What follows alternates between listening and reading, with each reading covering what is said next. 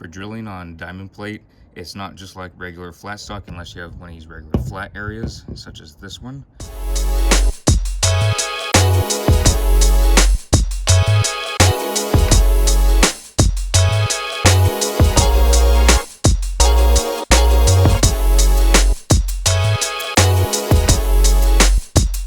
But for this hole, I just wanted to mention what I like to do, because when you start drilling on one of these ridges, it makes the bit walk, and does that most of the time.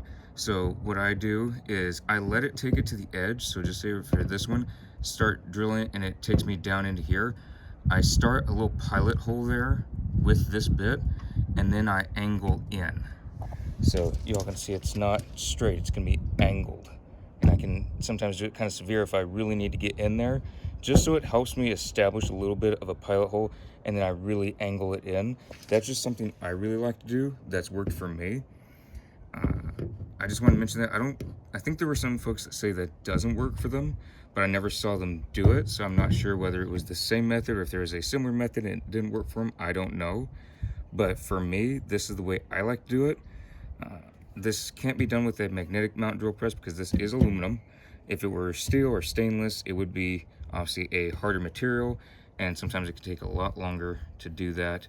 But generally, I do like on diamond plate to find open spots, if at all possible. But there were several spots that it wasn't possible to do that, so that's why I'm putting it right here. But it did walk. So again, if it were one of the neighboring ones, just say it were this one and starting right on top, it would keep walking and it would go down to a side.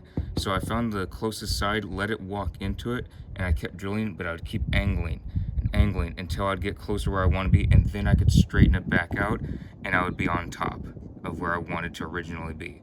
That's just a method I like to do. It works for me.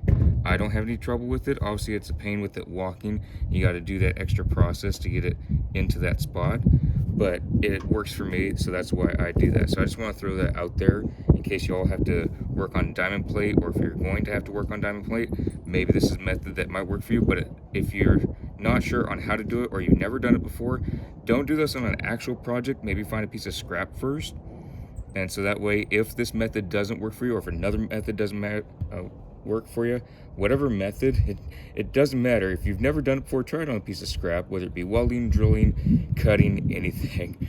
If you haven't done it before, don't try it first time on a project. So yeah, that's what I like to do, and it goes right in, as y'all can see. But when it started, if my finger with the drill bit, I angled it in and worked it in until it was a little bit past, and I could center it back and it'd sit right where I wanted it to. I'm just moving these into place now.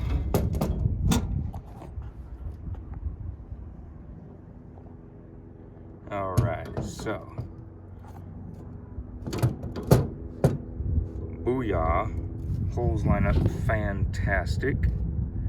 There we go. It's right there. All right, so let me go ahead and grab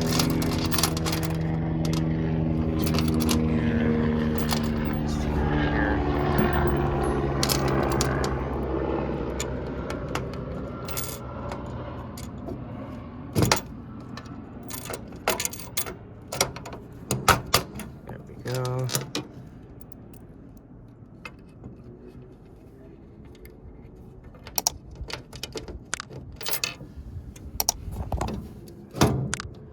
There it is.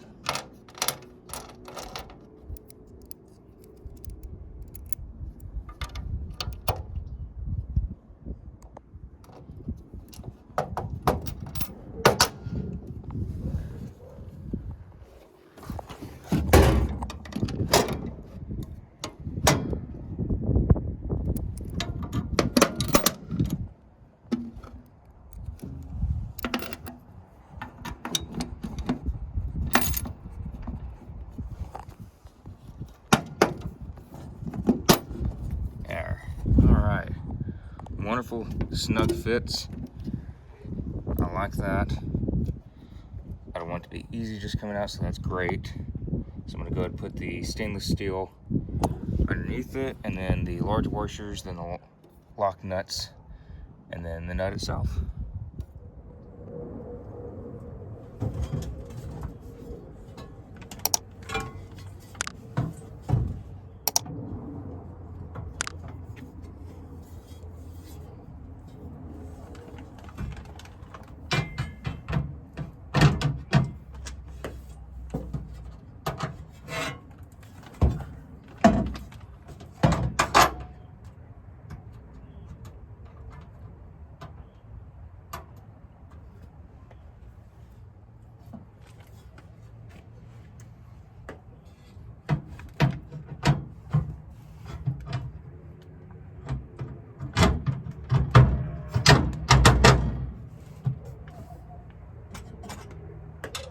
Just gonna put the nuts on to hold them in place. I like doing this because sometimes there's not enough room for a washer or lock washer to be in there, let alone both. So sometimes what I'll do is tighten up one or all of them just so the stainless steel plate can ride up, and it'll actually bring the bolt down should it be pushing it up some. Then I don't have to have anyone up top. It just makes everything easier. So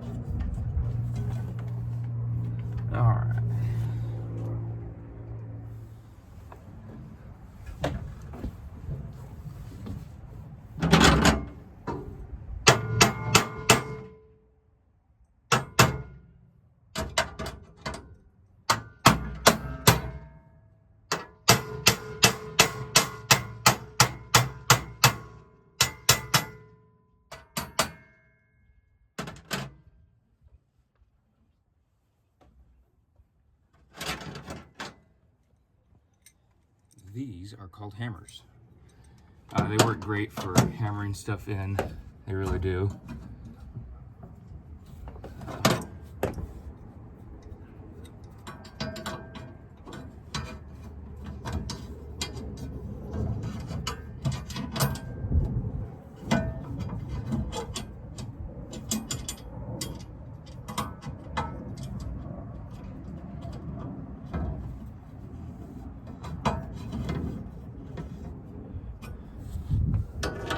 So my main one that I want to have up over here is this far left one. Reason being is because there's a lip on the inside of the cabinet of several aluminum plates coming together when they manufactured the cabinet here. And so it does have that, if you want to say it's in its way, but also I have that so that way should something happen, just like on the other side, it will keep the box together should there be an emergency of it tearing off. So I just like to have that a little bit extra.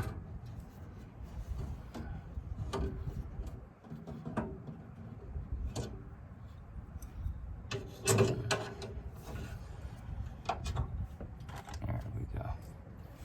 All right, so I'm gonna take this one off now.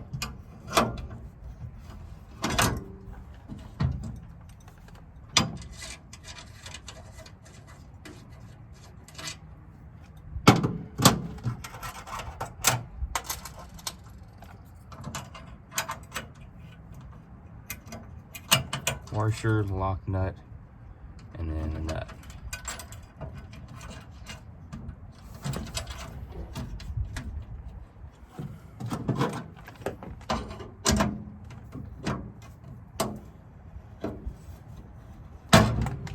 There we go. There's it snapping into place.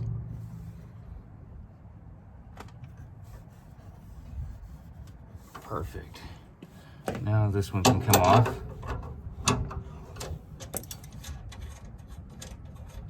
And even though this one's holding up, I do like to have at least some support on the other side, just because I'd rather be safe than sorry. You just never know.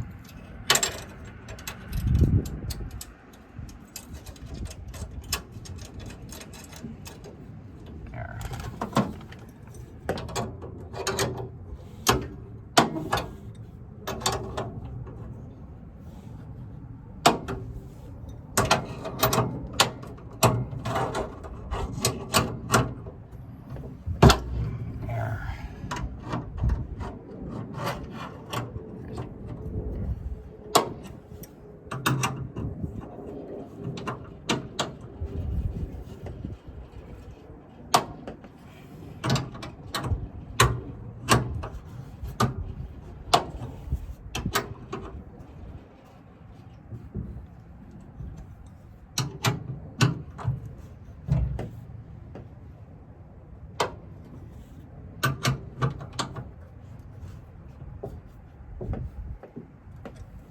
All right, so I'm gonna go do the same thing on this one, and then I'll retighten this one and then tighten this one again, check the top, and make sure it's all good there. The jerry can holders are on here. They are bolted down, and I'm gonna go put the jerry cans in here.